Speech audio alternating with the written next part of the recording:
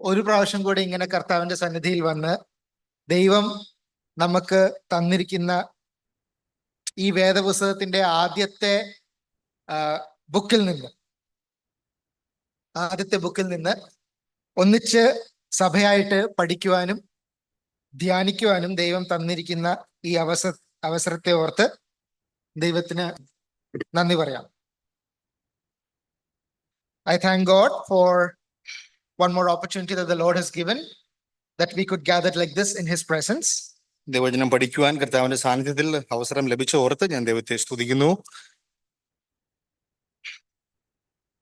The book of James was a very challenging book for us. യാക്കോബിന്റെ ലേഖനം നമുക്ക് വളരെ സങ്കീർണമായ ഒരു പുസ്തകമായിരുന്നു. Many times we often come face to face with a situation where we study the book or study the Bible in order to preach. പല പ്രാവശ്യം നമ്മൾ വേദപുസ്തകം ഓരോ പുസ്തകങ്ങൾ നമ്മൾ പഠിക്കുമ്പോൾ പ്രസംഗിക്കാനോ അല്ലെങ്കിൽ അതിൽ നിന്ന് പ്രസംഗങ്ങൾ ഉണ്ടാക്കാൻ വേണ്ടിയാണ് ചിലപ്പോൾ നാം പുസ്തകങ്ങൾ പഠിക്കാറുള്ളത്. We want to address somebody, some uncle calls us and says we have to speak for Friday. I'm talking especially about youngsters. That is when we generally pick up the Bible and start really studying. എന്തെങ്കിലും ഒരു പ്രസംഗമോ അല്ലെങ്കിൽ എന്തെങ്കിലും ഒരു ദിവസം നമുക്ക് allot ചെയ്ത് കിട്ടുമ്പോഴാണ് ഒരു പക്ഷേ നാം ശരിക്കും പ്രത്യേകിച്ച് യുവാക്കളെ സംബന്ധിച്ചിടത്തോളം ഞാൻ പറയുന്നത് ആ പുസ്തകങ്ങൾ പഠിക്കുവാനോ അല്ലെങ്കിൽ ഏതെങ്കിലും ഒരു ഭാഗം എടുത്ത് നോക്കുവാനോ ഒക്കെ തുടങ്ങുന്നത്. I am also like that only. ഞാനും അങ്ങനെ തന്നെയാണ്. I started studying Genesis I think 4-5 months back. 4-5 മാസം മുമ്പാണ് ഉൽപ്പത്തി പുസ്തകം പഠിക്കുവാനായിട്ട് ഞാൻ തുടങ്ങിയത്. And at that time godly uncle actually asked me what are you studying right now? Before James started. യാക്കോബ് തുടങ്ങുന്നതിന് മുമ്പ് ഗോഡ്ലി അങ്കിൾ എന്നോട് ചോദിച്ചു എന്താണ് ഇപ്പം ബനായ പഠിക്കുന്നതെന്ന് ചോദിച്ചു. So I said I'm learning from the book of Genesis. ഉൽപ്പത്തി പുസ്തകം പഠിക്കുകയാണെന്ന് പറഞ്ഞു. One of the reasons for that was also because we are studying the same syllabus in the youth meeting. Youth മീറ്റിംഗിലും ഇതേ വിഷയം പഠിക്കുന്നത് കൊണ്ട് ഞാൻ ആ വിഷയം കുറച്ചുകൂടെ ആഴത്തിൽ പഠിക്കാമെന്ന് വിചാരിക്കുന്നു. But then as I started studying Genesis, I was not able to get beyond chapter 5 so far. എന്നാൽ 5-ാമത്തെ അധ്യായത്തിന് അപ്പുറം എനിക്ക് കടന്നു പോകുവാൻ ഇതുവരെയും കഴിഞ്ഞിരുന്നില്ല. It is such a fascinating book. കാരണം വളരെ ആഴമേറിയ പുസ്തകമാണ്. And there are a lot of things that God wants us to realize and to apply in our daily lives. നാം ഇതിൽ നിന്ന് പഠിച്ച് നമ്മുടെ പ്രായോഗിക ജീവിതത്തിൽ കൊണ്ടുവരാനായിട്ട് പല കാര്യങ്ങളും ഇതിനകത്ത് ഉൾപ്പെട്ടിട്ടുണ്ട്. The word of God was never meant for hurried consultations. I'm quoting some. വേദപുസ്തകം വളരെ വേഗത്തിൽ കൺസൾട്ട് ചെയ്ത് അല്ലെങ്കിൽ പഠിച്ചെടുക്കാവുന്ന ഒരു വിഷയമല്ല. The Bible as a whole we consider as one single book. വേദപുസ്തകത്തെ മുഴുവനും 66 പുസ്തകങ്ങൾ ഒറ്റ പുസ്തകമായിട്ടാണ് നാം കാണുന്നത്. The Bible has exerted the greatest influence in all of human history, more than any other book. വേറെ ഏത് പുസ്തകത്തെക്കാൾ മനുഷ്യന്റെ ചരിത്രത്തിൽ സ്വാധീനം ചലിപ്പിക്കുവാൻ കഴിഞ്ഞ ഒരു പുസ്തകമാണ് വേദപുസ്തകം. We all know that the Bible is a compilation of how many books? എത്ര പുസ്തകങ്ങളുടെ ശേഖരമാണ് വേദപുസ്തകം? Sunday school 66, not the Sunday school teachers. 66 books is what makes up the Bible as we know it today. 66 പുസ്തകങ്ങളുടെ ശേഖരമാണ് വേദപുസ്തകം എന്ന് നമുക്കറിയാം. And the book of Genesis is the foundation of it all. ഉൽപ്പത്തി പുസ്തകമാണ് ആ എല്ലാ പുസ്തകങ്ങളുടെയും അടിസ്ഥാനവും ആരംഭവും. And therefore the book of Genesis is probably one of the most important books in the Bible. അതുകൊണ്ട് തന്നെ വേദപുസ്തകത്തിൽ ഉൽപ്പത്തി പുസ്തകത്തിൽ അതിൻ്റെതായ പ്രാധാന്യം അല്ലെങ്കിൽ ഏറ്റവും കൂടുതൽ പ്രാധാന്യം അർഹിക്കുന്ന ഒരു പുസ്തകമായതിനെ കാണാം. To understand how important it is, if you remove Genesis from the Bible, you cannot understand the rest of the Bible. അതിന് ഈ ഉൽപ്പത്തി പുസ്തകത്തിന്റെ പ്രാധാന്യം എന്തുമാത്രം ഉണ്ടെന്ന് അറിയണമെങ്കിൽ ഉൽപ്പത്തി പുസ്തകം ഇല്ലാത്ത ഒരു വേദപുസ്തകം നോക്കിയാൽ വേദപുസ്തകത്തെ മനസ്സിലാക്കാനായിട്ട് ബുദ്ധിമുട്ടാണ്. It would be like a building without the ground floor. വലിയൊരു കെട്ടിടമുണ്ട്, പക്ഷെ അതിന്റെ താഴത്തെ നിലയില്ല. You can't imagine something like that. അങ്ങനെ ഒരു പ്രസ്ഥാനമില്ല. Many years ago, when in the road that goes from Lulu Mall to Cheranallur, ലുലുന്ന് ചെറനല്ലൂർ വരെ പോകുന്ന ആ വഴി നമ്മൾ ശ്രദ്ധിച്ചാൽ today there is a railway overbridge. അവിടെ നമുക്കൊരു റെയിൽവേ ഓവർ ബ്രിഡ്ജ് കാണാം. Those who were in this area many years back, that railway overbridge, the overbridge had been created or made long time back, but there was no approach road on both sides. നമുക്കറിയാം റെയിൽവേയിലെ ആ bridge മുകളിൽ പണിതിട്ടുണ്ട്, പക്ഷെ രണ്ട് സൈഡിലും കൂടെ പോകാനുള്ള വഴി അതിന് ചേർത്ത് വെച്ചിട്ടില്ലായിരുന്നു. That was because the overbridge was the work of Indian Railways, the others was the work of the state government. കാരണം ഓവർ ബ്രിഡ്ജ് എന്ന് പറയുന്നത് ഇന്ത്യൻ റെയിൽവേ പണിതത്, മറ്റേത് സ്റ്റേറ്റ് ഗവൺമെന്റുകളുമായിരുന്നു, സംസ്ഥാന സർക്കാരായിരുന്നു. And so in those days there was something called Wikimapia, that is before Google Maps became popular. Google maps നമ്മുടെ കൈകളിലേക്ക് പ്രസിദ്ധമാകുന്നതിന് മുൻപ് വിക്കി maps എന്ന് പറഞ്ഞൊരു ആപ്പ് ഉണ്ടായിരുന്നു. And everybody, it was community generated content, so everybody could go there and update the place names, the road names and things like that. അത് ആളുകൾ ആ ആപ്പിൽ കയറി ഓരോ സ്ഥലങ്ങളും റോഡുകളുടെ പേരൊക്കെ അപ്ഡേറ്റ് ചെയ്യണമായിരുന്നു. And there, this Edappalli overbridge was, somebody had put a name like this, the only overbridge in the world without an approach road. അങ്ങനെയുള്ള ഈ എടപ്പള്ളി ബ്രിഡ്ജിന് കൊടുത്തിരുന്ന പേരാണ് അപ്രോച്ച് റോഡ് ഇല്ലാതെ പണിത ഏക ബ്രിഡ്ജ്, മുറിഞ്ഞിരുന്ന bridge. Basically, if you take Genesis away from the Bible, it is like no approach road. അതുകൊണ്ട് ഉൽപ്പത്തി പുസ്തകത്തെ നമ്മൾ വേദപുസ്തകത്തിൽ നിന്ന് മാറ്റിക്കഴിഞ്ഞാൽ അപ്രോച്ച് റോഡ് ഇല്ലാത്ത ഒരു മുറിഞ്ഞ പാലത്തെ ആയിട്ട് നമുക്ക് വേദപുസ്തകത്തെ കാണുവാൻ കഴിയും. You can't make sense of it, you can't get anywhere. അതിന്റെ ഒരു രൂപം നമുക്ക് ചിന്തിക്കുവാൻ കഴിയില്ല, അതിന്റെ അന്ത്യം എങ്ങോട്ടാണെന്നൊന്നും നമുക്ക് മനസ്സിലാക്കുവാൻ കഴിയില്ല.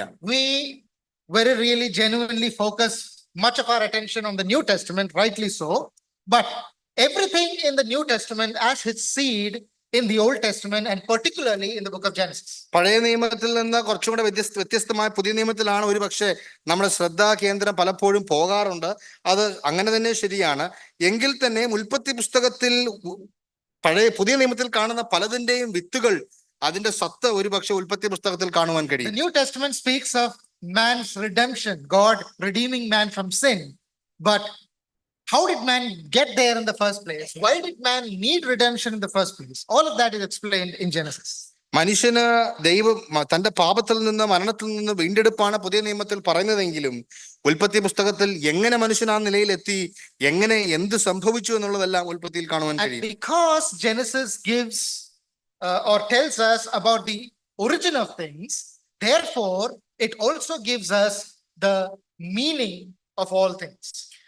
പലതിന്റെയും ആരംഭത്തിന്റെ ഡെഫിനിഷൻ, അതിന്റെ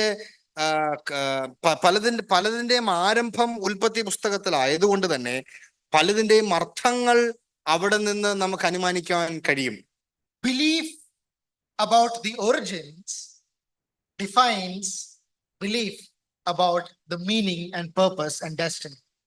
ഒരു വസ്തുവിന്റെ അല്ലെങ്കിൽ ഒരു കാര്യത്തിന്റെയോ ഒരു കാര്യപരിപാടിയുടെയോ ആരംഭത്തിൽ വിശ്വസിക്കുന്നയാൾക്ക് അതിന്റെ പര്യായ അല്ലെങ്കിൽ അതിന്റെ ശരിയായ അർത്ഥവും കൂടെ മനസ്സിലാക്കി ജീവിക്കുവാൻ കഴിയും.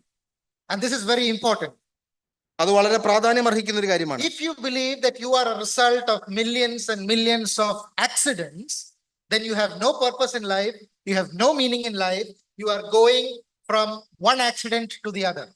പലവിധമായ അല്ലെങ്കിൽ മില്യൺ കണക്കിനായ ഉള്ള അബദ്ധങ്ങളുടെ ഒരു ശേഖരണമാണ് മനുഷ്യൻ ഇന്ന് എന്ന് ആരെങ്കിലും വിശ്വസിച്ചാൽ പിന്നെ ജീവിതത്തിന് അർത്ഥമില്ല, ജീവിതത്തിന് മൂല്യമില്ല, ജീവിതത്തിന് ഡെസ്റ്റിനേഷൻ ഇല്ല. There is no purpose in living. What is the meaning of life then? പിന്നെ ജീവിതത്തിന് അർത്ഥമില്ല, എന്തിനാണ് ജീവിക്കുന്നത് എന്നുള്ള ചോദ്യം പ്രസക്തമായി മാറും. But on the other hand, if you are created by an all-powerful, omnipotent, supremely intelligent God, then it gives meaning to life, it gives purpose to life, and there is a destiny at the end of it. സർവശക്തനായ സർവജ്ഞാനിയായ ദൈവം സമ്പൂർണമായി മനുഷ്യനെ സൃഷ്ടിച്ചിരിക്കുന്നു എന്ന് നാം വിശ്വസിച്ചാൽ, അതിന്റെ സമ്പൂർണതയിൽ വിശ്വസിച്ചാൽ മനുഷ്യന്റെ ജീവിതത്തിന് അർത്ഥവും അവന് ഡെസ്റ്റിനേഷനും ഉണ്ടാകുകയാണ്. And therefore, with that in mind is what we want to look today into the book of Genesis. And today what we're going to do is just give an introduction to the book of Genesis. I'm not even going to go to Genesis chapter 1 and verse 1. അതുകൊണ്ട് ഇന്ന് ഉൽപ്പത്തി പുസ്തകത്തിന്റെ ഒരു introduction അല്ലെങ്കിൽ അതിന്റെ ആരംഭത്തിലെ ചില കാര്യങ്ങൾ ഓർമ്മിപ്പിക്കുവാൻ ആഗ്രഹിക്കുന്നു. 1-ാം അധ്യായത്തിന് 1-ാം വാക്യത്തിൽ പോലും പ്രവേശിപ്പാനായിട്ട് എനിക്ക് ഇന്ന് സമയം കിട്ടുമെന്ന് തോന്നുന്നു. Yeah, I'll just give.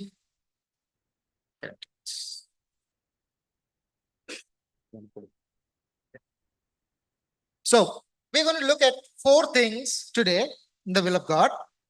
4 കാര്യങ്ങൾ ദൈവഹിതമായാൽ നാം പഠിക്കുവാൻ ആഗ്രഹിക്കുന്നു. First of all, we will look at who wrote Genesis? ആരാണ് ഉൽപ്പത്തി എഴുതിയത്? Secondly, how it is structured. എങ്ങനെയാണ് അതിനെ ക്രോഡീകരിച്ച് കൊണ്ടുവന്നിരിക്കുന്നത്? Yeah, what is the outline of Genesis? അതിനെങ്ങനെ ക്രമീകരിച്ചിരിക്കുന്നത്? Thirdly, what is so special about it? What are the special features that are there in Genesis? എന്താണ് ഉൽപ്പത്തി പുസ്തകത്തിൽ അടങ്ങിയിരിക്കുന്ന സവിശേഷതകൾ? And fourthly, what is God's purpose behind giving us the book of Genesis? ഉൽപ്പത്തി പുസ്തകം നമുക്ക് നൽകിയ ദൈവത്തിന്റെ ഉദ്ദേശം എന്താണ് എന്നും കൂടെ നാം ചിന്തിക്കുകയാണ്.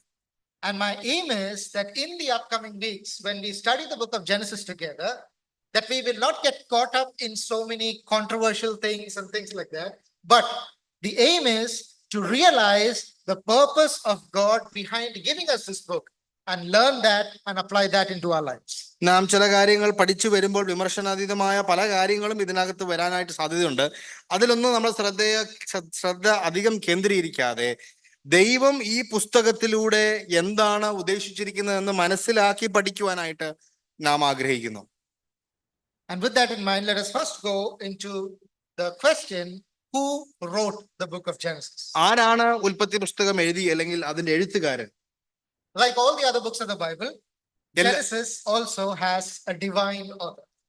മറ്റുള്ള എല്ലാ 65 പുസ്തകങ്ങളെ സംബന്ധിച്ചിടത്തോളം ഈ പുസ്തകത്തിനും ഒരു ദിവ്യമായ എഴുത്തുകാരനുണ്ട്. For prophecy did not come of old by human beings, but men of God spoke as they were moved by the Holy Spirit. പ്രവചനമോ മനുഷ്യരാൽ കടന്നു വന്നതല്ല, പരിശുദ്ധാത്മാവിന്റെ ശക്തിയാൽ മനുഷ്യരിൽ നിന്ന് ദൈവം സംസാരിച്ചതാണ്. That is in 2 Peter chapter 1 and verse 21.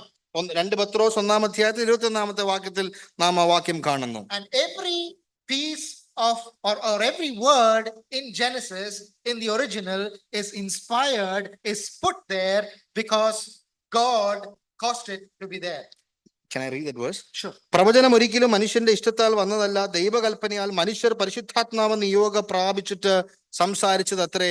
മനുഷ്യരായ ദൈവം സ്വാധീനിച്ചിട്ട് പറഞ്ഞ കാര്യങ്ങൾ. In 2 Timothy again, the apostle Paul tells Timothy, we all know that verse, that all scripture is given by inspiration of God and is profitable for doctrine, for reproof, for correction and instruction in righteousness. That the man of God would be complete, thoroughly equipped for every good work. എല്ലാ തിരുവെഴുത്തും ദൈവശ്വാസ്യവുമായി കടന്നു വന്നിരിക്കുകയും സകല സൽപ്രവൃത്തിക്കും വക പ്രാപിച്ച് തികഞ്ഞവനാകേണ്ടതിന് ഉപദേശത്തിനും ശാസനത്തിനും ഗുണീകരണത്തിനും നീതിയിലെ അഭ്യസനത്തിനും പ്രയോജനമുള്ളതാകുന്നു എന്ന് നാം വായിക്കുന്നു. So ultimately, the book of Genesis is penned by the divine author. It's penned by God himself. The Spirit of God, the Holy Spirit of God moved human authors to write the book of Genesis. അതുകൊണ്ടും ഉൽപ്പത്തി പുസ്തകം ദിവ്യനായ ഒരു എഴുത്തുകാരൻ തന്റെ പരിശുദ്ധാത്മാവിന്റെ ശക്തി കൊണ്ട്, തന്റെ ആത്മാവിന്റെ ശക്തി കൊണ്ട് മനുഷ്യരിൽ പ്രവർത്തിക്കുകയും പുറപ്പെടുവിപ്പിച്ച ഒരു പുസ്തകമാണ് ഉൽപ്പത്തി പുസ്തകം. So then the question is, who is the human person or persons who were moved by the Holy Spirit to write the book of Genesis? അങ്ങനെയാണെങ്കിൽ പരിശുദ്ധാത്മാവ് നിയോഗം പ്രാപിച്ച ഈ പുസ്തകം എഴുതിയ ആളാരാണ്? Who did God use to give us in tangible form the book of Genesis? നമുക്ക് തൊടാവുന്ന രീതിയിൽ, നമുക്ക് മനസ്സിലാക്കാവുന്ന രീതിയിലുള്ള ഈ പുസ്തകം നമ്മുടെ കയ്യിലേക്ക് വരുവാൻ കാരണമായ മനുഷ്യ ഘടകം എന്ത്? As with any question related to the Bible, there are many people with many different opinions. വേദപുസ്തകത്തിലെ ഒരു കാര്യം എടുത്തു കഴിഞ്ഞാൽ നമുക്കറിയാം പലർക്കും പല അഭിപ്രായങ്ങളുണ്ട്. അതുകൊണ്ട് there are two major views that are there regarding the authorship of Genesis. ഉൽപ്പത്തി പുസ്തകത്തിന്റെ എഴുത്തുകാരനെ പറ്റി പ്രധാനമായ രണ്ട് തത്വങ്ങളുണ്ട്, രണ്ട് വീക്ഷണങ്ങളുണ്ട്. And what is correct is probably the second one which he subscribed to. ഒരു പക്ഷേ രണ്ടാമത്തെ വീക്ഷണമായിരിക്കും ശരി, നമ്മൾ വിശ്വസിക്കുന്നത്. The first one is called the documentary hypothesis. Don't worry, it's a complicated word, but somebody wrote a documentary. Documentary, everybody knows. Yeah. ഈ പുസ്തകം ഈ ഉൽപ്പത്തി പുസ്തകം എഴുതി വന്നിരിക്കുന്ന ആ രൂപഘടനയുടെ അല്ലെങ്കിൽ ആ എഴുത്തിന്റെ ആ ഡോക്യുമെന്റിന്റെ ഒരു പ്രബന്ധം അല്ലെങ്കിൽ അതുകൊണ്ട് തെളിവായി വരുന്ന ഒരു വ്യക്തിയുടെ പേര്. I will explain that. ഞാൻ ഒന്ന് പറഞ്ഞു This theory says that there are four major sources for the book of Genesis. ഈ തത്വം അനുസരിച്ച് അല്ലെങ്കിൽ ഈ വീക്ഷണം അനുസരിച്ച് നാല് തരത്തിലാണ് ആളുകൾ നാല് ഉത്ഭവങ്ങൾ അല്ലെങ്കിൽ 4 പേരുടെ ഉത്ഭവത്തിൽ നിന്നാണ് ഈ പുസ്തകം വന്നിരിക്കുന്നത്. Yeah, 4 major sources for the Pentateuch, for the first 5 books of the Bible. ആദ്യത്തെ 5 പുസ്തകങ്ങൾ എന്ന് പറയുന്ന ഈ ആദ്യത്തെ 5 പുസ്തകങ്ങളുടെ ഉത്ഭവം അത് രൂപഘടന കൊണ്ടുവന്നത് 4 പ്രത്യേകമായ സ്രോതസ്സിൽ നിന്നാണ്. Yes, and all of these sources came around between 900 and 400 BC.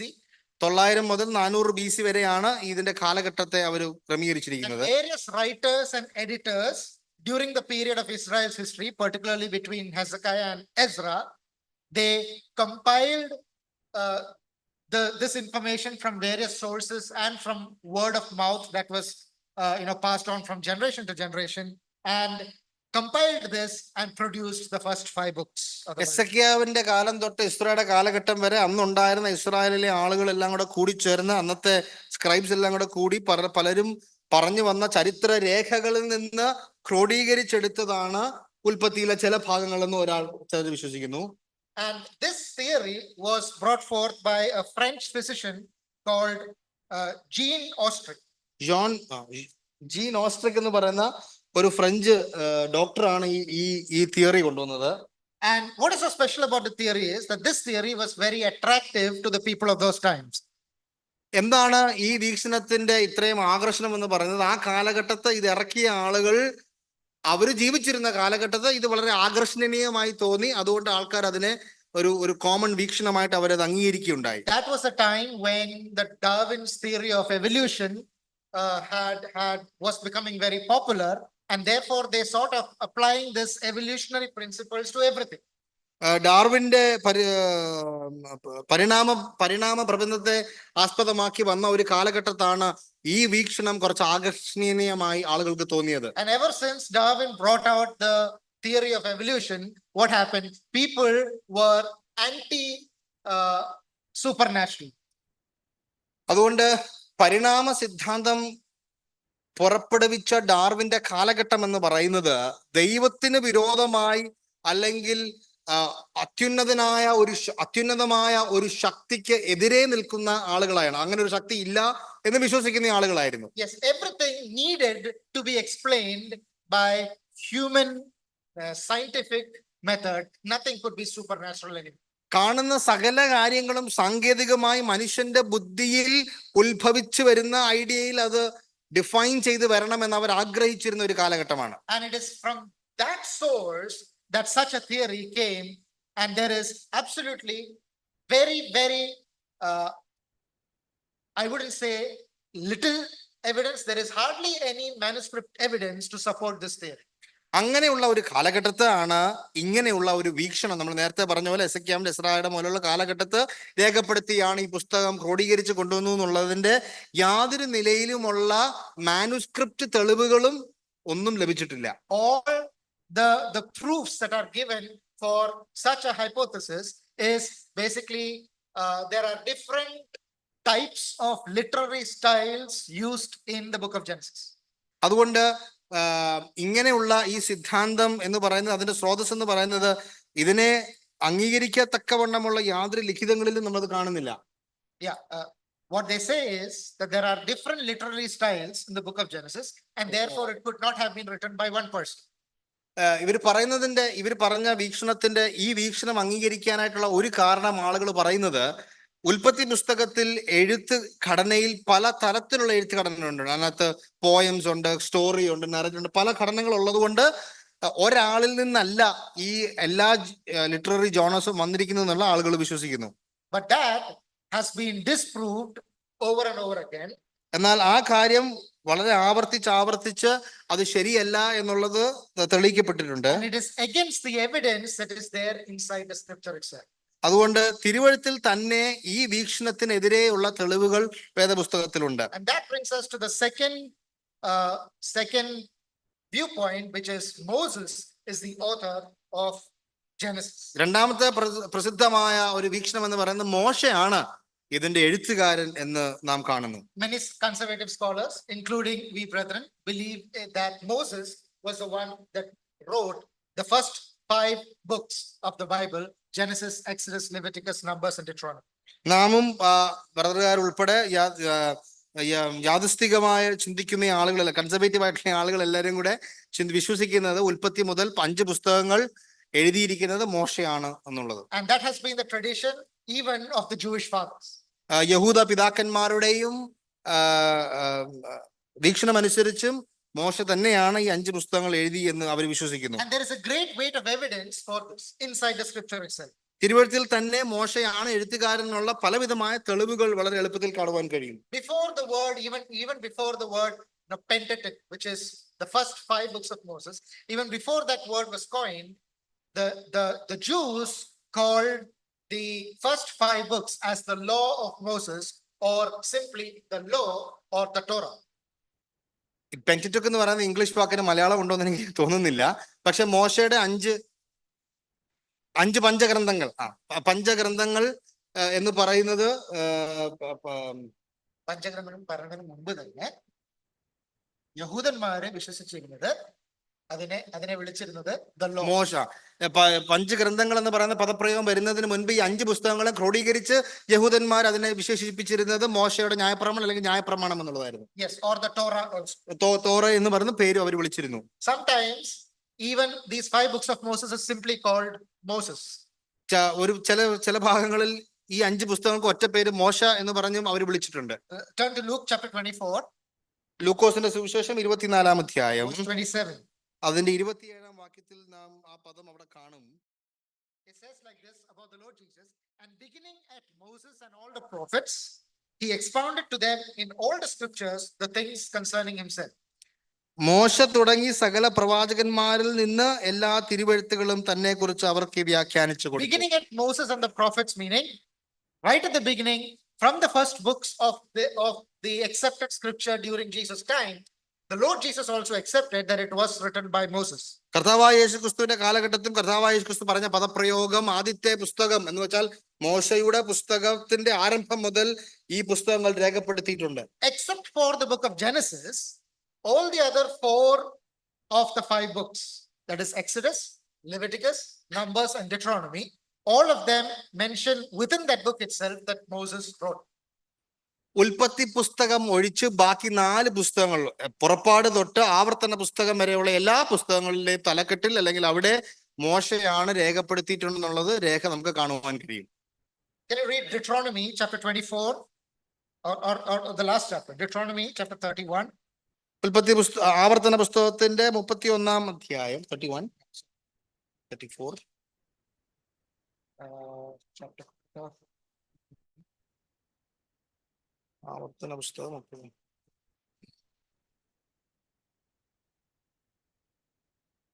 34. Yeah, Deuteronomy chapter 31, verse 24 to 26. ആവർത്തന പുസ്തകം 31, 24 മുതൽ 26. മോശ ഈ ന്യായപ്രമാണത്തിലെ വചനങ്ങൾ മുഴുവനും ഒരു പുസ്തകത്തിൽ എഴുതി തീർന്നപ്പോൾ യഹോവയുടെ നിയമപെട്ടകം ചുമക്കുന്ന ലേവ്യരോട് കൽപ്പിച്ചെന്നാൽ ഈ ന്യായപ്രമാണ പുസ്തകം എടുത്ത് നിങ്ങളുടെ ദൈവമായ യഹോവയുടെ നിയമപെട്ടകത്തിന് അരികെ വെക്കുവിൻ, അവിടെ അത് നിന്റെ നേരെ സാക്ഷിയായിരിക്കും. So it was the law that Moses wrote and put and gave it into the hands of the children of Israel. മോശയാണ് ഈ ന്യായപ്രമാണ വചനങ്ങൾ മുഴുവനും എഴുതി തീർന്നപ്പോൾ ഇസ്രായേൽ മക്കൾക്ക് താൻ ഏൽപ്പിച്ചു കൊടുക്കുകയായിരുന്നു. This is mentioned in Exodus, Leviticus, Numbers, and Deuteronomy. പുറപ്പാട്, ലേവ്യ, സംഖ്യ, ആവർത്തന പുസ്തകങ്ങളെല്ലാം ഇതേ കാര്യം രേഖപ്പെടുത്തിയിട്ടുണ്ട്.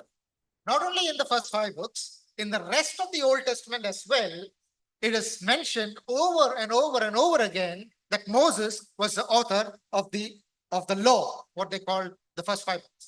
നമുക്കറിയാം ഈ 4 പുസ്തകങ്ങൾ ഒഴിച്ചുകൂടാതെ ബാക്കിയുള്ള എല്ലാ പഴയ നിയമ പുസ്തകങ്ങൾ, ഒട്ടുമിക്ക പുസ്തകങ്ങളിലും മോശയുടെ ന്യായപ്രമാണം എന്ന പേരിൽ രേഖപ്പെടുത്തിയിട്ടുണ്ട്.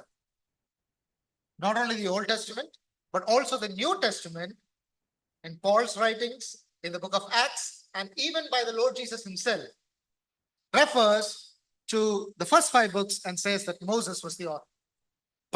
പുതിയ നിയമ പുസ്തകങ്ങളും ലേഖനങ്ങളിലും പൗലോസിന്റെ ലേഖനങ്ങളിൽ അപ്പോസ്തല പ്രവർത്തികൾ കർത്താവായ യേശുക്രിസ്തു താൻ തന്നെ ആദ്യത്തെ 5 പുസ്തകങ്ങൾ മോശ എഴുതിയതായി നമുക്ക് രേഖയായി കാണുവാൻ കഴിയും. So Old Testament and New Testament, the evidence inside scripture is overwhelmingly that Moses was the author of Genesis. തിരുവഴുത്തുകളിൽ തന്നെ കാണുന്ന തെളിവുകളിൽ മോശയാണ് എഴുത്തുകാരനാണെന്ന് വളരെ വ്യാപകമായി നമുക്ക് കാണുവാൻ കഴിയും. But one final thing needs to be said about Moses writing it. എന്നാൽ ഒരു കാര്യം മോശ എഴുതിയ കാര്യത്തെ പറ്റി പറയേണ്ടത് ആവശ്യമാണ്. All the events in Genesis happened even before Moses was born. എന്നാൽ ഉൽപ്പത്തി പുസ്തകത്തിൽ നടക്കുന്ന പല കാര്യങ്ങളും മോശ ജനിക്കുന്നതിന് മുൻപേ സംഭവിച്ചിട്ടുള്ളതാണ്. What is the last thing that happens in the book of Genesis? Genesis chapter 50. ഉൽപ്പത്തി പുസ്തകം 50-ാം അധ്യായത്തിൽ സംഭവിക്കുന്ന കാര്യം എന്താണ്? ഏറ്റവും അവസാനം It is the death of Joseph. യോസെഫിന്റെ മരണമാണ്. And even at that time, Moses was not yet born. യോസെഫിന്റെ മരണത്തിൽ പോലും മോശ ജനിച്ചിട്ടില്ല. So all the things in Genesis actually happened even before Moses was born.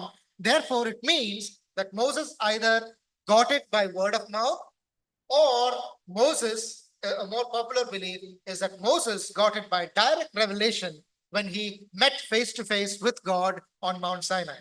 എങ്ങനെയാണ് മോശയ്ക്ക് ഈ കാര്യങ്ങളൊക്കെ മനസ്സിലായത്? രണ്ട് വീക്ഷണങ്ങളാണ് അവിടെ ഉള്ളത്. ഒന്നെങ്കിൽ മോശ ഇത് കേട്ടറിഞ്ഞ് എഴുതിയതായിരിക്കണം, അല്ലെങ്കിൽ പൊതുവിൽ വിശ്വസിക്കപ്പെടുന്നത് സീനായ പർവ്വതത്തിൽ ദൈവവുമായുള്ള കൂട്ടായ്മ ബന്ധത്തിൽ ദൈവം പരിശുദ്ധാത്മാവിന്റെ ശക്തിയാൽ വെളിപ്പെടുത്തി കൊടുത്തതായിരിക്കണം. Because there is no other way of knowing what happened even in Genesis chapter 1 and verse 1. No human being was ever there. It could only come by a direct revelation of God. ഉൽപ്പത്തി പുസ്തകം 1-ാം അധ്യായത്തിന്റെ 1-ാം വാക്യത്തിൽ ഒരു മനുഷ്യ ജീവിതം പോലും ഇല്ലാത്ത കാലഘട്ടത്ത് എങ്ങനെയാണ് ഈ തെളിവ് മോശയ്ക്ക് ലഭിച്ചത്? Next we come to the structure of Genesis, and I'm going to go a little bit fast. ഞാൻ വളരെ വേഗത്തിൽ പോകട്ടെ. ഉൽപ്പത്തി പുസ്തകത്തിന്റെ ഘടനയെ പറ്റി ഞാൻ പെട്ടെന്ന് The പറഞ്ഞുകൊള്ളട്ടെ. book of Genesis begins with creation and ends with a coffin. സൃഷ്ടിയിൽ നിന്ന് ആരംഭിച്ച് ശവപ്പെട്ടിയിൽ നിന്ന് അവസാനിക്കുന്നതാണ് ഉൽപ്പത്തി പുസ്തകം. It begins with glory and ends with the grave. മഹത്വത്തിൽ നിന്ന് സൃഷ്ടി ആരംഭിച്ച് അവസാനം കല്ലറയിലേക്ക് പോകുന്ന മനുഷ്യനെ കാണുവാൻ കഴിയും. It begins with the vastness of eternity and ends with the shortness of time. നിത്യതയുടെ വരുംകാല നിത്യതയുടെ ഭയാനകതയെ കൊണ്ട് ആരംഭിക്കുന്ന ഉൽപ്പത്തി പുസ്തകം അതിന്റെ അവസാനം വരുമ്പോഴത്തേക്ക് മനുഷ്യ ജീവിതത്തിന്റെ ഹ്രസ്വതയിലേക്ക് വന്ന് അവസാനിക്കുന്നു. Genesis begins with the living God and ends with a dead man. ജീവനുള്ള ദൈവത്തിൽ നിന്ന് ആരംഭിക്കുന്ന ഉൽപ്പത്തി പുസ്തകം മരിച്ചുപോയ മനുഷ്യനിൽ നിന്ന് അവസാനിക്കുന്നു. It begins with a blaze of brightness in heaven and ends with a box of bones in a coffin in Egypt. വലിയ പ്രകാശത്തിന്റെ ആ വെളിച്ചത്തിൽ നിന്ന് ആരംഭിക്കുന്ന ഉൽപ്പത്തി പുസ്തകം ഇതിന്റെ പര്യവസാനത്തിൽ ഈ മിസ്രൈമിൽ നിന്ന് ഒരു പെട്ടിയിൽ നിന്ന് മനുഷ്യനെ കൊണ്ടാക്കുന്ന ചിത്രം നമുക്ക് കാണുവാൻ കഴിയും. Something went wrong.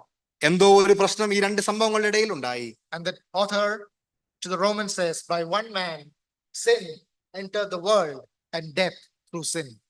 റോമാലേഖനത്തിന്റെ എഴുത്തുകാരൻ പറയുന്നു, ഏക മനുഷ്യനാൽ പാപവും പാപത്താൽ മരണവും ഭൂമിയിൽ പ്രവേശിച്ചു. The book of Genesis divides into two parts.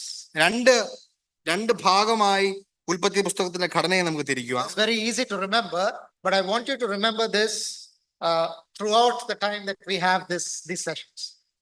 ഈ രണ്ട് ഘടന നിങ്ങൾ ഓർത്തിരിക്കേണ്ടത് ആവശ്യമാണ്. അത് ഓർക്കുവാൻ എളുപ്പമാണ്, പക്ഷെ ഈ പഠനത്തിന് ഉപരിയായി നിങ്ങൾ അത് ഓർത്തിരിക്കണം. Genesis chapter 1 to 11 is the first part of Genesis.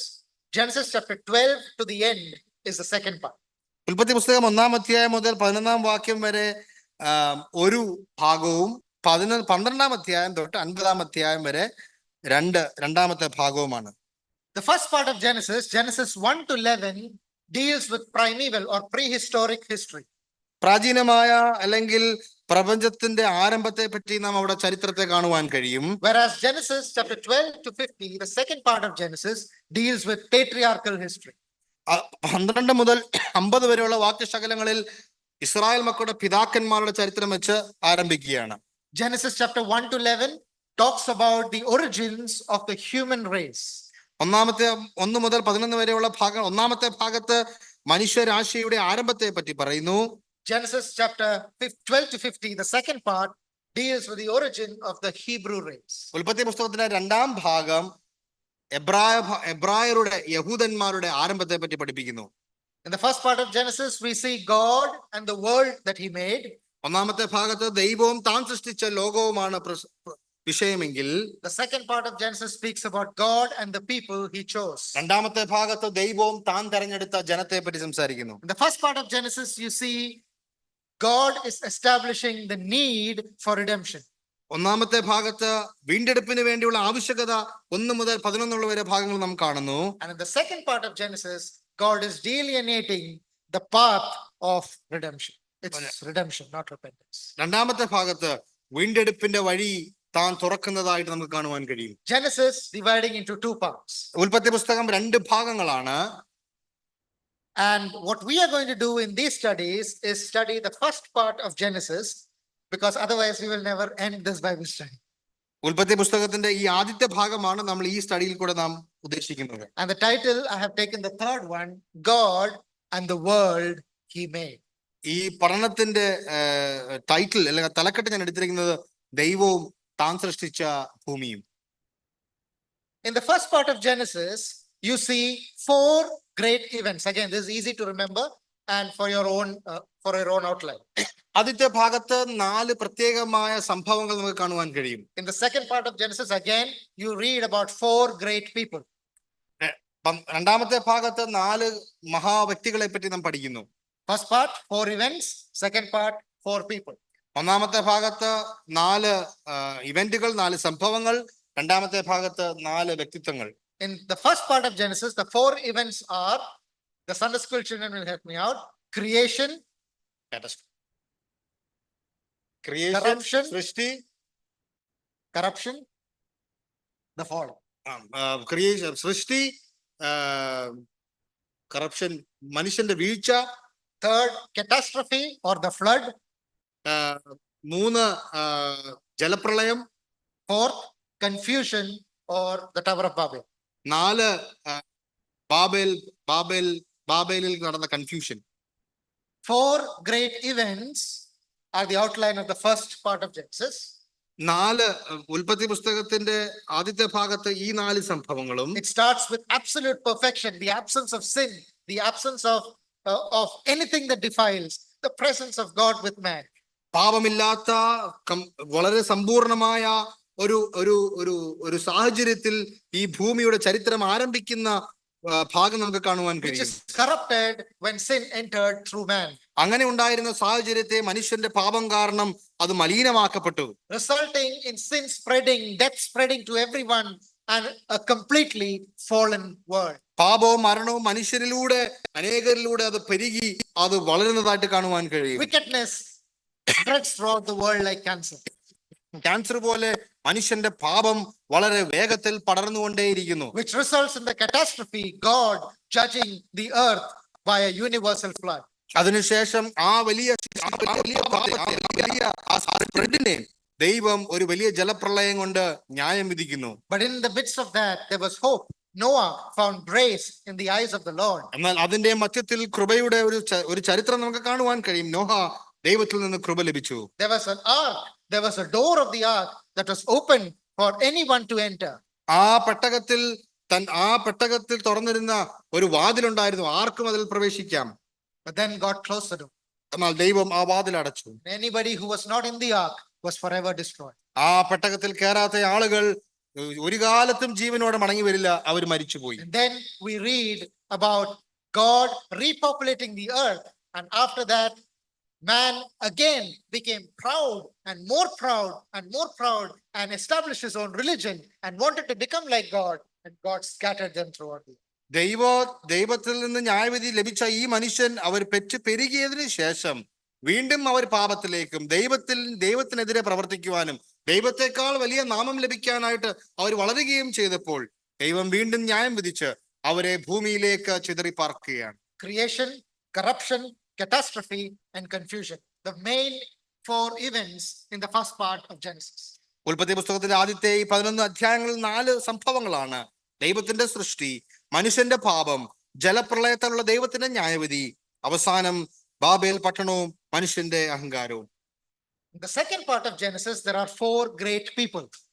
ഉൽപ്പത്തി പുസ്തകത്തിന്റെ ഈ 2-ാം ഭാഗം 12 മുതൽ 50 വരെയുള്ള വാക്യങ്ങളിൽ 4 മഹാവ്യക്തികളെ കാണുവാൻ. Who are the 4 great people? ആരാണ് ഈ 4 മഹത് വ്യക്തികൾ? Abraham, yes. അബ്രഹാം, യാക്കോബ്, Isaac, Jacob and Joseph. Four great people. The entire chapters 12 to 15 is about these four great people. 12 മുതൽ 50 വരെയുള്ള വാക്യങ്ങളിൽ ഈ 4 പേർക്ക് വേണ്ടി മോശെ രേഖപ്പെടുത്തിയിരിക്കുന്നു: അബ്രഹാം, ഇസഹാക്ക്, യാക്കോബ്, യോസേഫ്. So this would be a good outline for us to memorize, so that when we read the book of Genesis, it will automatically come to us. ഇത് നമുക്ക് മനഃപ്പാഠമാക്കാനായിട്ട് എളുപ്പമായ രണ്ട് ഘടനതിരിവാണ്. ഒന്ന് ആദ്യത്തെ ഭാഗം, രണ്ടാമത്തെ ഭാഗം. Let us move on and see what is special about this book. ഉൽപ്പത്തി പുസ്തകത്തിന്റെ സവിശേഷതകൾ എന്താണെന്ന് നമുക്ക് കാണുവാൻ കഴിയും. First of all, it is the great book of creation. ഉൽപ്പത്തി പുസ്തകം എന്ന് പറയുന്നത് സൃഷ്ടിയുടെ ഒരു മഹാപുസ്തകമാണ്. It is the only written record of the beginnings that is both accurate and convincing to the human heart. പല ആരംഭങ്ങളുടെയും രേഖപ്പെടുത്തി ലഭിച്ച ചരിത്രം എന്ന് പറയുന്നത് ഉൽപ്പത്തി പുസ്തകമാണ്. മനുഷ്യന് വിശ്വസിക്കാവുന്നതും മനുഷ്യന്റെ ഹൃദയത്തെ തണുപ്പിക്കുന്നതും. Genesis tells a story of God's creative activity and of how God established order in the chaos of the universe. വളരെ സങ്കീർണമായ ഒരു അന്തരീക്ഷത്തിലേക്ക് ദൈവം തന്റെ മഹത്തായ സൃഷ്ടിയെ സൃഷ്ടിച്ച് താൻ ആ വലിയൊരു ഓർഡർ കൊണ്ടുവരുന്നതായിട്ട് നമുക്ക് കാണുവാൻ കഴിയും. And out of that, and out of the mess and the chaos that was there in this world, the second part of Genesis says how God created a new nation, formed a new nation through one man, Abraham. അതേ സമയത്ത് രണ്ടാം ഭാഗത്തിലേക്ക് വരുമ്പോൾ കലങ്ങിയ മനുഷ്യ ജീവിതങ്ങളിലേക്ക് ദൈവത്തിന്റെ വീണ്ടെടുപ്പിന്റെ പദ്ധതിക്ക് വേണ്ടി താൻ ഒരു പുതിയ ലൈനിനെ, ഒരു പുതിയ ജാതിയെ താൻ സൃഷ്ടിച്ചു കൊണ്ടുവരികയാണ്. It's a great book of creation. ഇത് സൃഷ്ടിയുടെ ഒരു വലിയ പുസ്തകമാണ്. Secondly, it is a great book of beginnings. ആരംഭങ്ങളുടെ പുസ്തകമാണ് ഉൽപ്പത്തി പുസ്തകം. The word Genesis, the original word is, let me get it right, Bereshit. ബെരിഷിത്ത് ആണ് എബ്രായ ഭാഷയിൽ ഒറിജിനൽ പദം പ്രയോഗപ്പെടുന്നത്. Bereshit means Genesis. ബെരിഷിത്തിന്റെ അർത്ഥം Genesis, ആരംഭങ്ങൾ. Yes, it means origin or the beginning of all things. സകലത്തിന്റെയും ആരംഭം എന്ന് പറയുന്നതാണ് ജെനിസിസിന്റെ പേര്. And the book of Genesis is the only true and reliable account that gives the origin of all things. സകലത്തിന്റെയും ആധാരം, സകലത്തിന്റെയും ആരംഭത്തിന്റെ തെളിവായി കാണുന്ന ഒറ്റ പുസ്തകമേ ഭൂമിയിലുള്ളൂ, അത് ഉൽപ്പത്തി പുസ്തകമാണ്. It gives the origin of all the entities of the universe and of life. ഭൂമിയിലെ സകലവിധമായ സ്ഥാപനങ്ങളുടെയും ആളുകളുടെയും ജീവിതത്തിന്റെ പ്രാരംഭം ഉൽപ്പത്തി പുസ്തകത്തിലാണ്. It speaks of the origin of the universe, അഖിലാണ്ടത്തിന്റെ ആരംഭത്തെ പറ്റി സംസാരിക്കുന്നു. the origin of all order and complexity, സകലത്തിന്റെയും സങ്കീർണതകളുടെ ആരംഭം എവിടെയാണെന്ന് പഠിപ്പിക്കുന്നു. the origin of the solar system, സൂര്യന്റെ ആ വലിയ സിസ്റ്റത്തെ പറ്റി, അതിന്റെ ആരംഭം ഉൽപ്പത്തിയിലാണ്. the origin of life, ജീവന്റെ ഉറവിടം, ജീവന്റെ ആരംഭം ഇവിടെയാണ്. the origin of man, മനുഷ്യന്റെ ആരംഭം ഉൽപ്പത്തി the പുസ്തകത്തിലാണ്. origin of marriage, വിവാഹം എന്ന് പറയുന്ന വിവാഹത്തിന്റെ ആരംഭം, the origin of evil, ദുഷ്ടതയുടെ ആരംഭം, the origin of languages, ഭാഷയുടെ ആരംഭം, the origin of governments, സർക്കാർ അല്ലെങ്കിൽ ഭരണത്തിന്റെ ആരംഭം, the origin of culture, സംസ്കാരത്തിന്റെ ആരംഭം, the origin of nations, രാജ്യങ്ങളുടെ ആരംഭം, the origin of religions. മതങ്ങളുടെ ആരംഭം. All of these origins are found in the book of Genesis. ഇതിന്റെ എല്ലാം ആരംഭം ഉൽപ്പത്തി പുസ്തകത്തിലുണ്ട്. In the first 11 chapters. ആദ്യത്തെ 11 അധ്യായങ്ങളിൽ ഇത് മുഴുവൻ രേഖപ്പെടുത്തിയിട്ടുണ്ട്. And then in the second part, you see the origin of God's own people. അതിനുശേഷം രണ്ടാമത്തെ ഭാഗത്ത് ദൈവത്തിന് വേണ്ടി ദൈവം തെരഞ്ഞെടുത്ത ജാതിയുടെ ആരംഭം, അവരുടെ ചരിത്രം കാണുവാൻ കഴിയും. Genesis is the great book of beginnings. ഉൽപ്പത്തി പുസ്തകം ആരംഭങ്ങളുടെ വലിയ പുസ്തകമാണ്. Thirdly, Genesis is the book of beginnings of the revelation of God. ദൈവത്തിന്റെ വെളിപ്പാടിന്റെ ആരംഭവും ഉൽപ്പത്തി പുസ്തകത്തിലൂടെ നാം കാണാൻ There is കഴിയും. absolutely no way that man would ever know anything regarding how this world was beginning and what happened right at the beginning. There is absolutely no way that man would know it. ഒരു തരത്തിലും ഉൽപ്പത്തി പുസ്തകം ഇല്ല എങ്കിൽ ഒരു തരത്തിലും മനുഷ്യന് ഒരിക്കലും ഈ പുസ്തകങ്ങൾ മനുഷ്യന്റെ ആരംഭം, ഈ ഭൂമി എങ്ങനെ ഉണ്ടായി എന്നുള്ളത് ഒരു കാലത്തും ഉൽപ്പത്തി ഇല്ലെങ്കിൽ മനുഷ്യന് അറിയാനായിട്ട് കഴിയില്ല. If you look at the creation, if you look at the sun, moon and the stars, if you look at all the complexity of life, all that you can know is that there is somebody who designed it. നാം സൂര്യചന്ദ്രനെ നോക്കിയാൽ, നാം അഖിലാണ്ടത്തെ ശ്രദ്ധിച്ചാൽ, ഇതൊന്നും സ്വയമേ വെളിപ്പെടുത്തുന്നതല്ല, ആരോ ഇതിന്റെ പുറകിൽ ഉണ്ട് എന്ന് മനസ്സിലാക്കാന്നല്ലാതെ അതിനപ്പുറം നമുക്കൊരു ചരിത്രമോ രേഖയോ നമുക്ക് കാണുവാൻ കഴിയില്ല. You cannot know God unless he reveals himself. ദൈവത്തെ പോലും മനുഷ്യൻ അറിയാനായിട്ട് കഴിയില്ല. ദൈവം താൻ തന്നെ വെളിപ്പെടുത്തിയാലേ മനുഷ്യൻ അറിയാൻ കഴിയുള്ളൂ. And the beginning of God's written revelation is the book of Genesis. രേഖപ്പെടുത്തിയ ലിഖിതമായ ദൈവത്തിന്റെ വെളിപ്പാടുകൾ ഉൽപ്പത്തി പുസ്തകത്തിൽ ആരംഭിക്കുന്നു. All the roots of the various revelations of God are found in this book. ദൈവത്തിന്റെ അതിനുശേഷമുണ്ടായ സകല വെളിപ്പാടിന്റെയും പ്രാരംഭം, അതിന്റെ വിത്ത് എല്ലാം ഉൽപ്പത്തി പുസ്തകത്തിൽ It is the beginning of revelations. It is not the entire revelation of God. ഉൽപ്പത്തി പുസ്തകത്തിൽ ദൈവത്തിന്റെ വെളിപ്പാടിന്റെ ആരംഭങ്ങളാണ്. ദൈവത്തിന്റെ മുഴുവൻ വെളിപ്പാടും ഉൽപ്പത്തിയിൽ ഇല്ല. Man will never be able to accept if God reveals himself completely. ദൈവം തന്നെ താൻ പൂർണ്ണമായി വെളിപ്പെടുത്തിയാൽ മനുഷ്യന് ഒരിക്കലും അത് ഉൾക്കൊള്ളുവാനുള്ള സാധ്യത ഇന്ന് ഉണ്ടാവില്ല. And therefore, it is the beginning of revelation.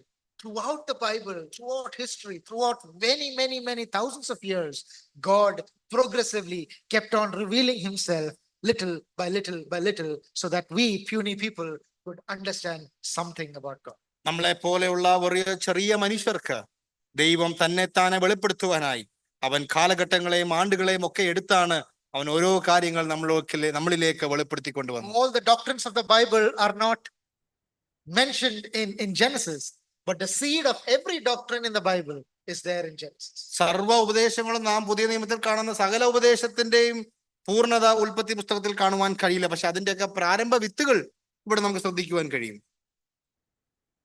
The next interesting feature of Genesis is, if you study Genesis and Revelation together, നാം ഉൽപ്പത്തി പുസ്തകവും വെളിപ്പാട് പുസ്തകവും ഒരുമിച്ച് പഠിച്ചാൽ it is the complete package. It is what the beginning and the end of the entire written revelation of God. നാം ഉൽപ്പത്തി പുസ്തകവും വെളിപ്പാട് പുസ്തകവും എടുത്തു കഴിഞ്ഞാൽ ദൈവം എവിടെ നിന്ന് നമുക്ക് വേണ്ടി ആരംഭിച്ചോ എവിടെ ചെന്ന് അവസാനിക്കും എന്നുള്ളത് പഠിക്കുവാൻ കഴിയും. And the proof, if you study both of this together, compare it together, you get the proof that it is complete. The revelation of God to man is complete. There is nothing more to be said. ഉൽപ്പത്തിയും വെളിപ്പാടും ഒരുമിച്ച് പഠിച്ചാൽ ദൈവം മനുഷ്യന് വേണ്ടി വെളിപ്പെടുത്തുവാൻ ആഗ്രഹിച്ച തീരുമാനിച്ച കാര്യങ്ങളുടെ പൂർണ്ണത ഇതിൽ രണ്ടും ഉൾപ്പെട്ട് നിൽക്കുന്നു നമുക്ക് മനസ്സിലാക്കുവാൻ കഴിയും. There is nothing, or there is no place you can go before Genesis, and there is no place you can go after Revelation. ഉൽപ്പത്തിക്ക് മുൻപ് പോകുവാനായ ഒരു സ്ഥലം മനുഷ്യന് ദൈവം വെച്ചിട്ടില്ല. വെളിപ്പാടിന് ശേഷം കടന്നു പോകാൻ ഒരു ഡെസ്റ്റിനേഷൻ ദൈവം വെച്ചിട്ടില്ല. And Genesis answers the question of how it all began. Revelation says how it is all going to end. എങ്ങനെ ആരംഭിച്ചു എന്ന് ഉൽപ്പത്തി പറയുമ്പോൾ എങ്ങനെ അവസാനിക്കുന്നു എന്ന് വെളിപ്പാട് പറയുന്നു. We can notice three things when we study both of this together. ഈ രണ്ടും പഠിക്കുമ്പോൾ മൂന്ന് പ്രത്യേകമായ സിമിലാരിറ്റീസ് കാണുവാൻ കഴിയും. There are similarities between them. Number one. ഒന്ന്, അവര് തമ്മിൽ സിമിലാരിറ്റീസ് ഉണ്ട്. There are contrasts between them. Number two. അവര് തമ്മിൽ വിരോധാഭാസങ്ങളുണ്ട്. Yeah, okay. Third, there are completions. What is started in one is completed in the other. ഒന്നിൽ ആരംഭിച്ച് വേറൊന്നിൽ പൂർണ്ണമാക്കുന്നതായിട്ട് കാണുവാൻ കഴിയും. What are the similar? വൈവിധ്യങ്ങൾ. So, what are the similarities between Genesis and Revelation? രണ്ടും തമ്മിലുള്ള similarities എന്താണ്?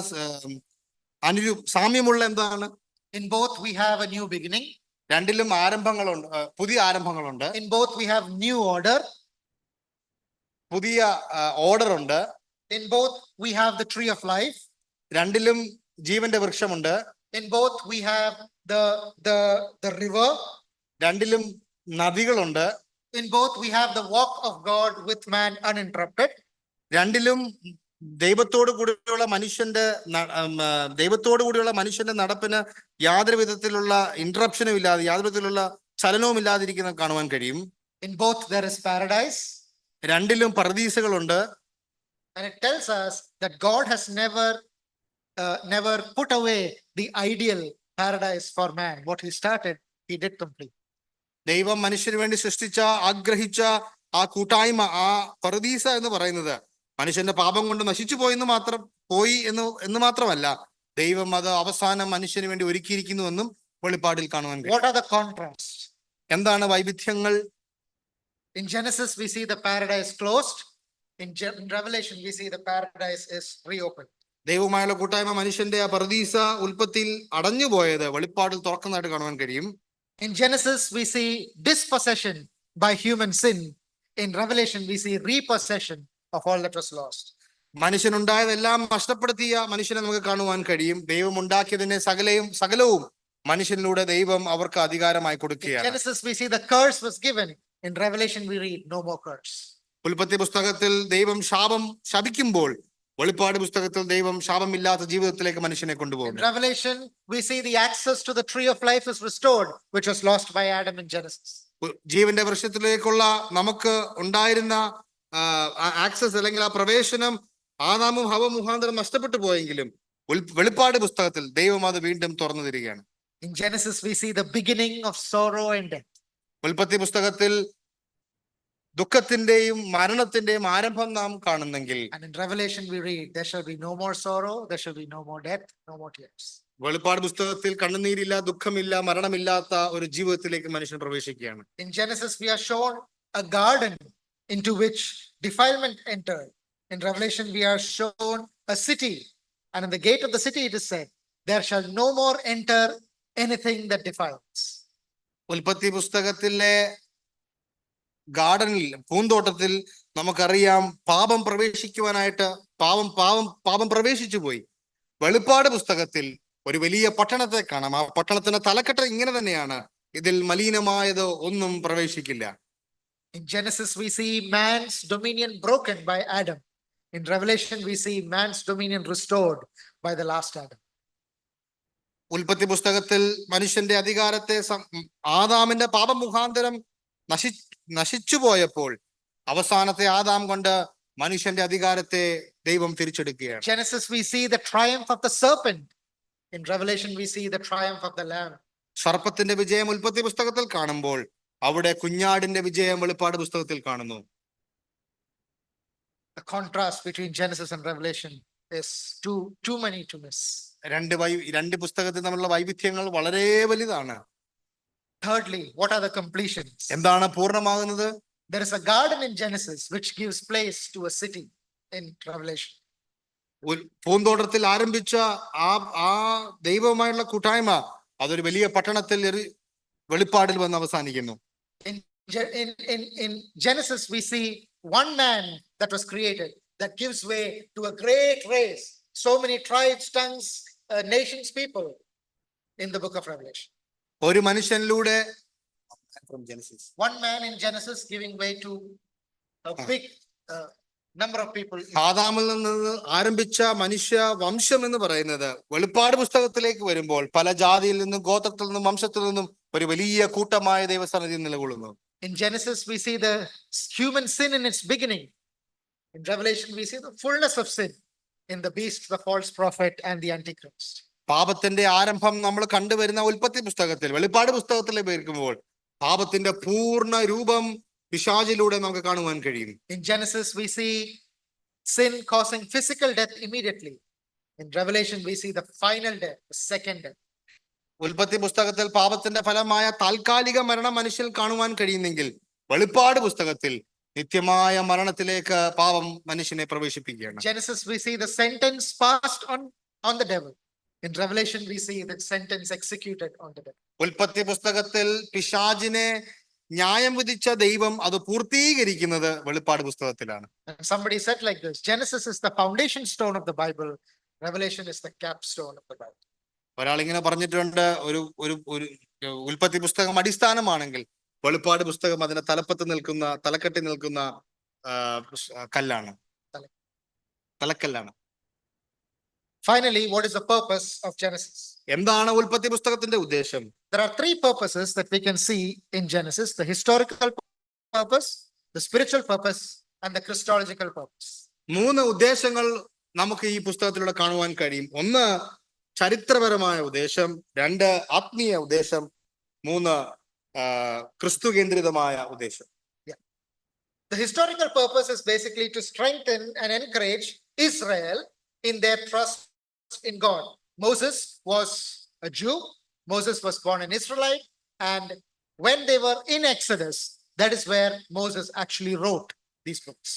ഇസ്രായേൽ മക്കളുടെ ആത്മീയമായ വളർച്ചയ്ക്കും അവരുടെ പ്രോത്സാഹനത്തിനും വേണ്ടി എഴുതിയ പുസ്തകം എന്ന നിലയിൽ ചരിത്രപരമായ ദൈവം എങ്ങനെയാണ് അവരോട് കൂടെ ഉണ്ട് എന്നുള്ള പുസ്തകമാണ് ഉൽപ്പത്തി പുസ്തകം. There were some things that the children of Israel should know, that Almighty Creator God was the one who chose their forefather Abraham and formed them into a nation to fulfill the promise that he had given right at the beginning in the Garden of Eden.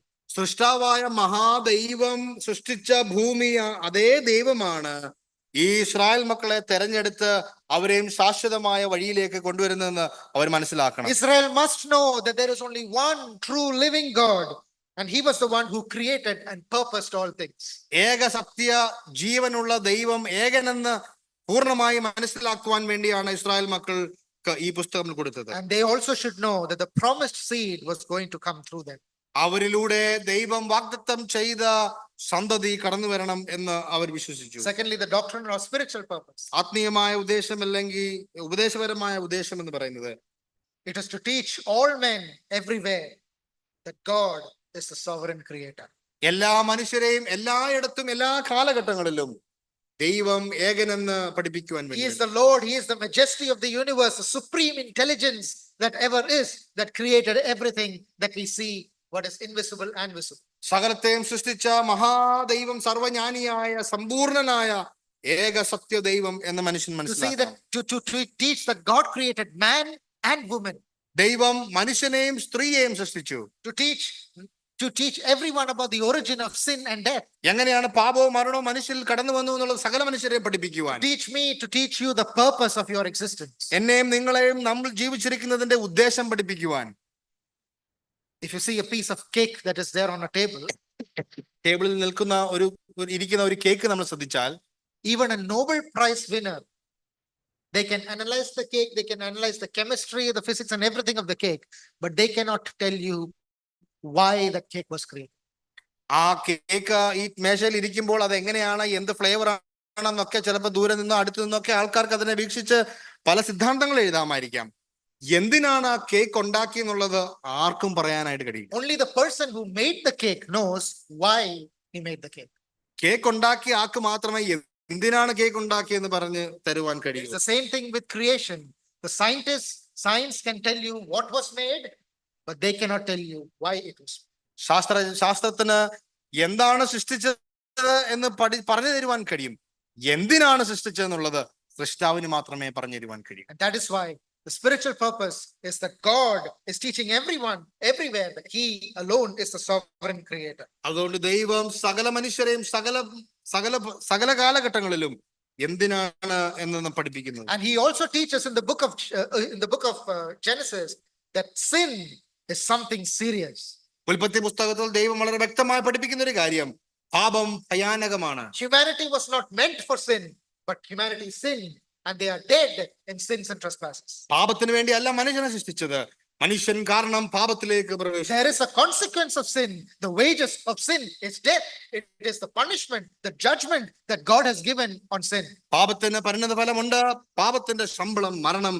അത് പാപത്തിൽ നിന്നുണ്ടാകുന്നു. And the only way to get saved from that is if God himself would create a way. അങ്ങനെ രക്ഷിക്കപ്പെടണമെങ്കിൽ ദൈവം താൻ തന്നെ ഒരുക്കിയ വഴിയിലൂടെ മാത്രമേ ഉള്ളൂ എന്ന് ഉൽപ്പത്തിയിൽ പഠിപ്പിക്കുന്നു.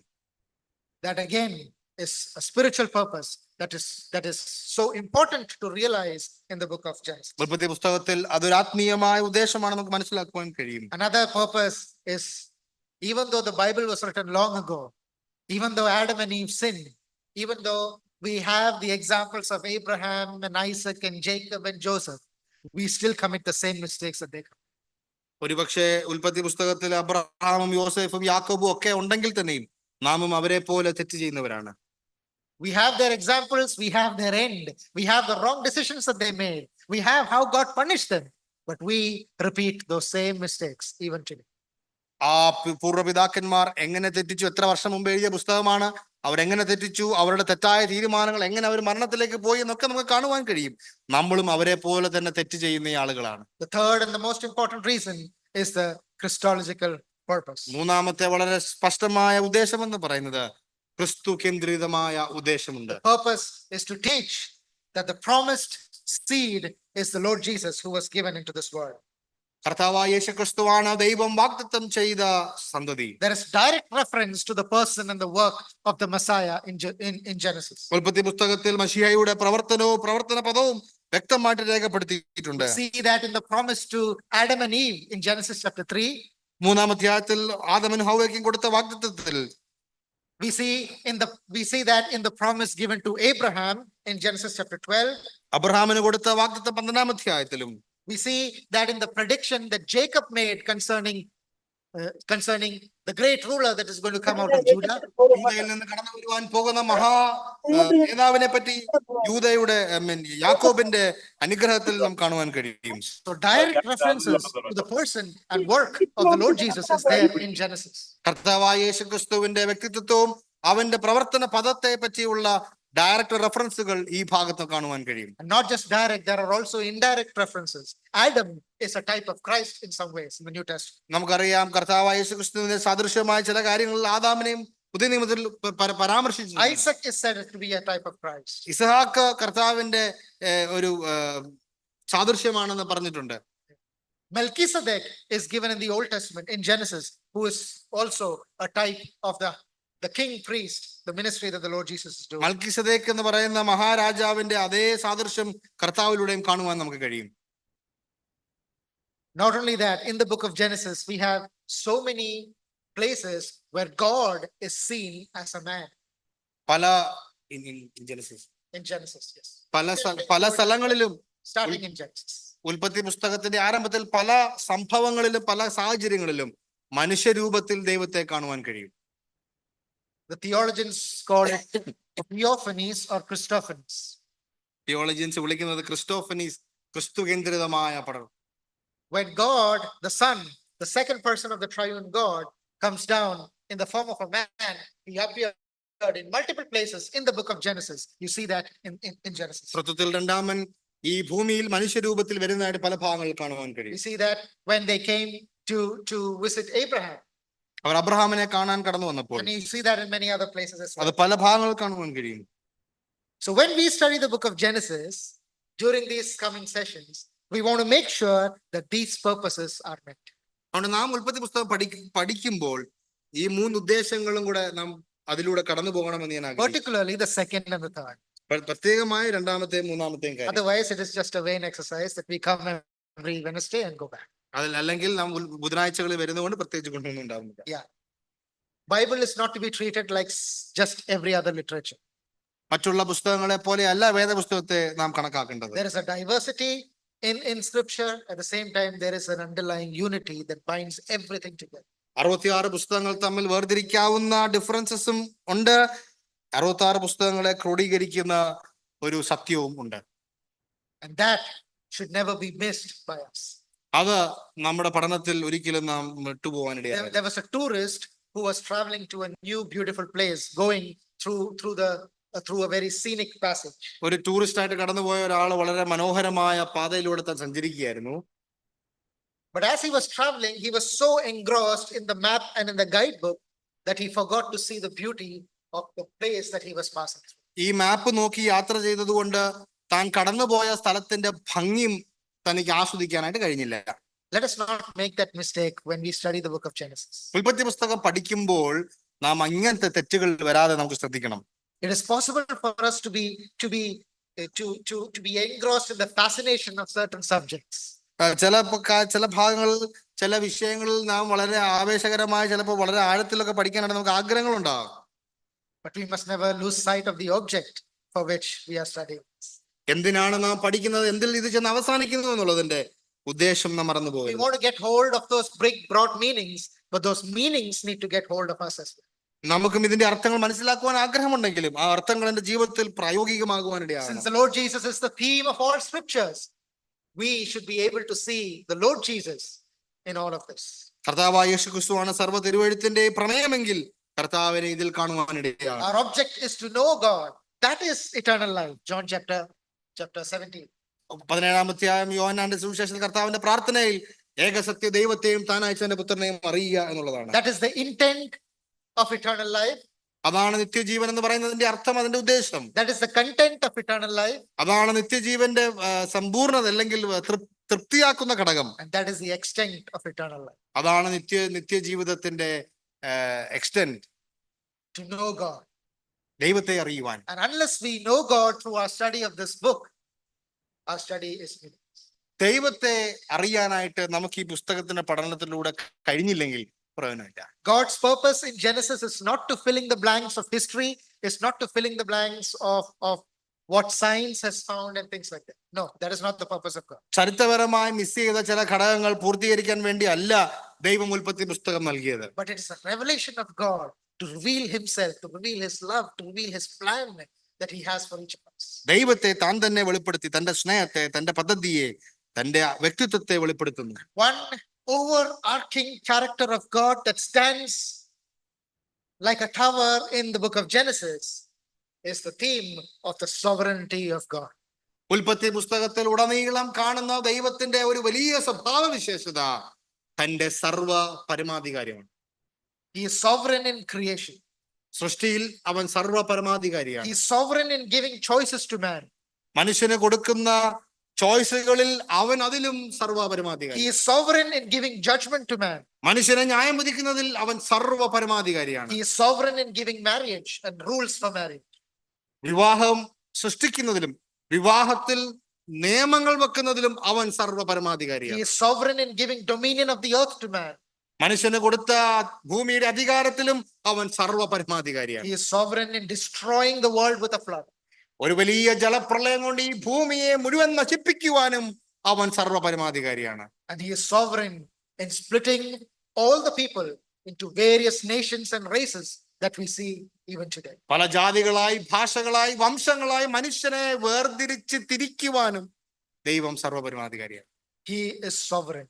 And let us always see the sovereignty of God in every passage that we read from the book of Genesis. അവൻ സർവ പരമാധികാരി ആയതുകൊണ്ട് അവൻ നാം ഈ ഭാഗങ്ങൾ പഠിക്കുമ്പോൾ ആ കർത്താവിന്റെ സവിശേഷത കാണുവാനും പഠിക്കുവാനും. Let us always bow our knees and the thunder of that sovereignty of God, like Job said, I have heard a faint whisper of thee, but who can understand the thunder of thy power?